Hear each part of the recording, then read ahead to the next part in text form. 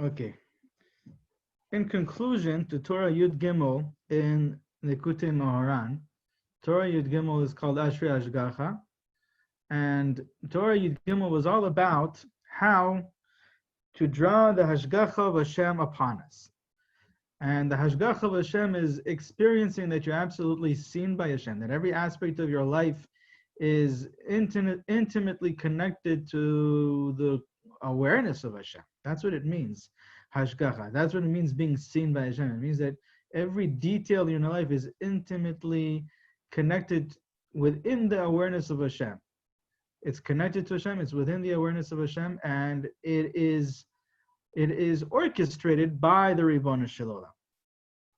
So it's not only that he's aware of it, but it is directly the effect of his intention. And so not just the effect of his intention, you can have an intention. Usually a person has an intention, does something, and that thing that he does is separated from the person who did it. But here, we are not only an effect of Hashem's intention, but we are still connected within Hashem's intention. We are being moved by Hashem's intention, and Hashem's intention is within us, moving us. That awareness is within us, moving us. That's what Hashgacha of Hashem means. And we explain that that is the complete opposite of the lust for money. The lust for money comes from a place where which is complete opposite, complete blocking of the belief system of Hashgacha, the belief system of Emunah, which we just explained. Why?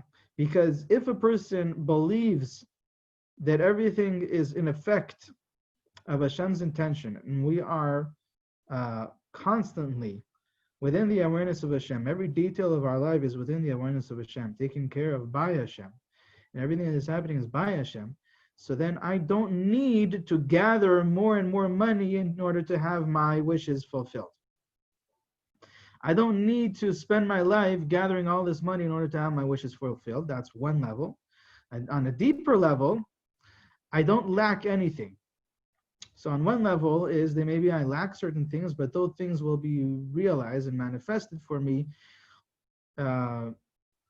by Hashem's will. Hashem knows what I need, and Hashem will fulfill those wills and those desires and those wishes and those goals without me having to go about and follow the Newtonian science, right? The cause and effect, where in order to change matter, you need to use matter in order to change matter, right? That's the belief system of the physical. That's the belief system of that causes a person to lust for money in order to fulfill their wishes. In order to change matter, you need to use matter, right? You use matter to change matter, and you have cause and effect, Newtonian physics, and you have that whole paradigm, that whole way of thinking that means that in order for me to have my wishes and my goals and my needs fulfilled, I need to gather as much money as I can. The more money that I gather, the more of a chance I will have to have my wishes and my needs and my desires fulfilled. So that's one way of living. The other way of living is living from a place of, well, the attitude is a generous spirit. A generous spirit means that I come from a place of abundance. I'm not lacking anything. I'm experiencing that I am within Hashem, and Hashem is within me. And there's no separation between us. And Hashem is infinite perfection. And therefore, infinite perfection is already here and already now. There's nothing lacking. But not just to say that, not just to think that, not just to believe that theoretically, but to experience it. To go inside, to be mitnatik, to separate yourself, disconnect yourself from the illusion of the physical world, the illusion of the cause and effect, the illusion of that belief system of lusting for money, to disconnect from that and retract, go into your neshama and experience the consciousness of your neshama, which is the consciousness of Emunah, which has an attitude of a generous spirit, of a spirit of tzedakah, ruach netiva, tzedakah. And because if I have everything, then I'm constantly just giving wherever I see any lack. I'm just giving, and I'm just filling up that lack and helping out others and just putting a smile on their faces, because that's what Hashem wants me to do, is to spread the light. because I have so much light that I don't have to worry about my own light. I'm experiencing oneness with the infinite light. And so I'm just shining, just like the sun. The sun is constantly shining. And indeed, in Likutei Moharan, you see Rabbi Nachman many times compares the sun with tzedakah. We even spoke about it yesterday, how the tzedakah is an aspect, can be an aspect of tiferet, and the tiferet is always metaphorically compared to the sun. And so that's this generous spirit, and that's the ruach of tzedakah, and that sweetens all of the judgments. Okay, that's chesed, it's kindness. It sweetens the judgment. What judgment? Where's the judgment? Where's the judgment energy? Where's the din? Yeah, the difficulty, the constricted. That's the whole belief system of Avodah Zarah. The belief system of lust of money is a belief system of idol worship, and idol worship causes Hashem's wrath and anger to be revealed in the world, to be expressed in the world. And so that's the judgment energy, that's the din energy, that's the constriction, the constricted energy, okay? But when you have the right belief system, the belief system in Hashem, the belief system of Hashgacha, the belief system that has an attitude of the generous spirit, yes, that belief system sweetens all of the judgments. And now that this judgment is sweetened, now there's a place to build a Beit HaMikdash. There's a place for consciousness of Hashem to settle. And that's what builds the Beit HaMikdash. And when the Beit HaMikdash is built, that's what brings down the Hashgacha of Hashem. Okay, the Beit HaMikdash was the source of the Hashgacha of Hashem in the whole world. Originally, that was supposed to be in every place of the world, but because of the sins and because of the concealment, so Hashem at least gave us the place of the Beit HaMikdash in order that we should have a place of perfection, perfect Hashgacha, revealed in that place, and from there we should spread it to every other place in the world. And that's what will be Bezrat Hashem La'atid level. There is a center of the energy, there's a center of the light, and from there it's always spread out to everywhere else. The tikkun is spread out to everywhere else. Just like a person's body. The center of the light in a person's body is the moach and the lev, the heart of the person, okay? But Rabbi Nachman always speaks about how the center of the light in a person's body, contrary to the way Chabad always speak about it, Rabbi Nachman always focus on the heart, which is very interesting. He says, Ha'elokutu balev, godliness is in the heart. And so he's obviously not speaking about the lower aspect of the heart, the aspect of the heart of the midot and all that. He's speaking about a purified heart. There's nothing more holy than a purified heart. And that's why the Gemara says, Rachmana liba bay. Hashem wants us to serve him with our heart. And Rabbi Nachman always focuses on the heart more than anything else, because the heart includes the mind as well. The heart includes the moach and the consciousness as well. And scientifically, it's been proven as well that there's a whole research that was done in the 90s. There's a whole institute called the HeartMath Institute, and where they found that the heart is a lot more powerful than the mind, a lot more powerful than the brain, and it is actually the first part in a person's body that is alive. The heart starts beating before the brain of a baby in the womb. Before there's the brain that's working, the heart is working. And so the heart is the center of all the energy in the person's body. And so Rabbi Nachman says that ha'elokutu balev, a purified heart, is the source of that light. And so this purified heart has the attitude of the ruach nediva. It has the attitude of the generous spirit. And that attitude comes from a proper emunah in Hashem, experiencing the hashgacha of Hashem. And through that, you're able to build, like the famous song of Rabbi Yitzchak Kotner, Bilvavi Mishkan Evne. In my heart, I will build a dwelling place for the Ribono Shel Olam. So that's the purified heart, that's the Mishkan, and that's the Beit HaMikdash. And from there, the chiyut, from there, the energy, the life force draws and is drawn into every other part of the heart, of the body. And so Rabbi Nachman gave us a practical side to this. How are we able to achieve this?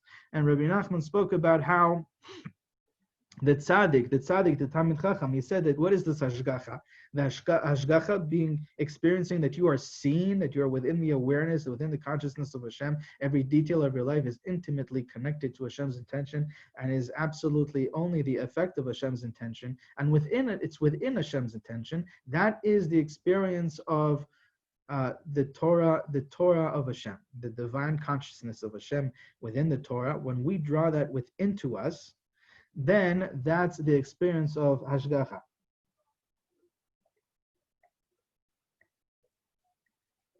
But Rabbi Nachman says that it's more specific than that. Rabbi Nachman wants us to transform the lust for money within ourselves, all of the different points that can be metaphorically compared to lust for money. And that means all the lusts that a person has, all the disconnected wants. What does it mean, disconnected wants? Wants that come from an experience of being separate from the perfect one, being separate from the infinite perfection of Hashem. All of those wants, which are called nefashot in this Torah, Rabbi Nachman wants us to take those wants, strip them away from their outer appearance, from their outer, what they are enclosed in, from their outer form. And so let's say if it's a lust for money, so then strip away that lust for money from the money, and you're left with a pure desire, pure want for more life. And what you do is you gather them, you gather all of them, and then you are left with a tremendous yearning for greater experience of life. And you take that and you turn it towards Hashem. You take that yearning, you turn it towards the Ribono Shel Olam. You turn it towards Hashem, and that yearning is like a magnetic force that causes a unification between the Kadosh Baruch Hu and the Shekhinah. And there is a response to that. Okay, so when you call out with that yearning, there is a response that comes from above. And that response is Torah. That's the Torah consciousness. And what I'm saying right now, as a practical, personal application of the ideas in this Torah, is actually outlined in other places in the Likutei Moharan.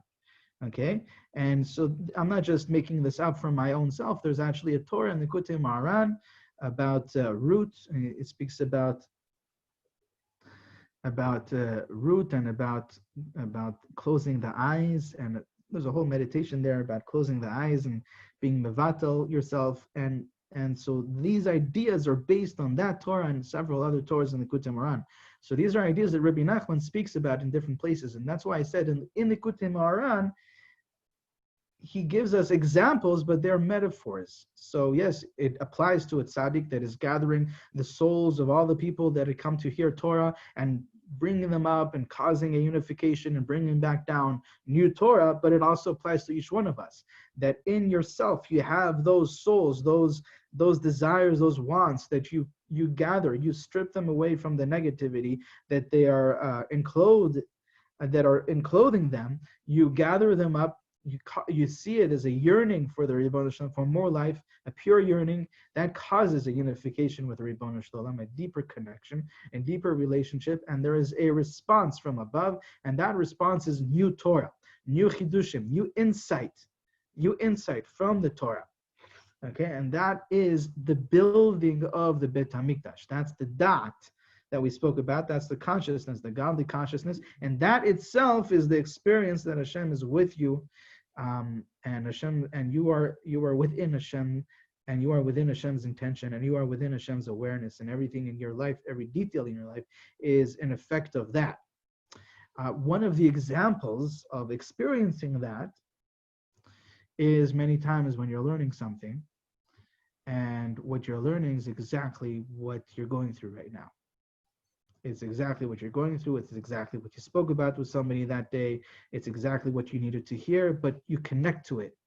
Okay, that's one of the experiences of that. Sometimes you can go, and especially when you would go to the tzaddikim, Baalei Ruach HaKodesh, in previous generations, sometimes also in this generation it happens like that, where you can be in a shir, and the rabbi of the shir gives over exactly what you needed to hear at that time.